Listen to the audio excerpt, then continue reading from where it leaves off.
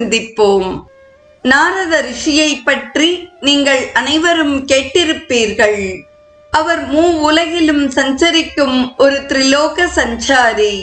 ஒரு சமயம் அவர் உலகிற்கு விஜயம் செய்த பொழுது அங்கே பெரும் துன்பம் நிலவியது. மனித குல இன்னலை போக்குவதற்கான உபாயம் அவருக்கு தென்படவில்லை. உடனே அவர் ஸ்ரீமன் நாராயணனிடம் சென்று பூமியில் உள்ள பரிதாப நிலையை கூறினார். அப்பொழுது ஸ்ரீமன் நாராயணர் நாரதரிடம், போற்றுதற்குரிய ரிஷியே, சங்கராந்தி அல்லது பௌர்ணமி அன்று மாலையில் ஜனங்கள் சத்யநாராயண விரதத்தை அனுஷ்டிக்கட்டும். அவர்கள் சத்யநாராயணனின் கதையை கேட்கட்டும். எல்லா துன்பங்களும் நீங்கும், இதில் ஐயமில்லை என்றார்.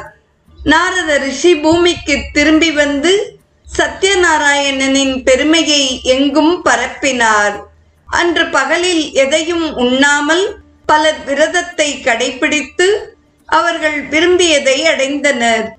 எல்லோரும் இன்புற்று சுபிக்ஷமாய் இருந்தனர். சத்ய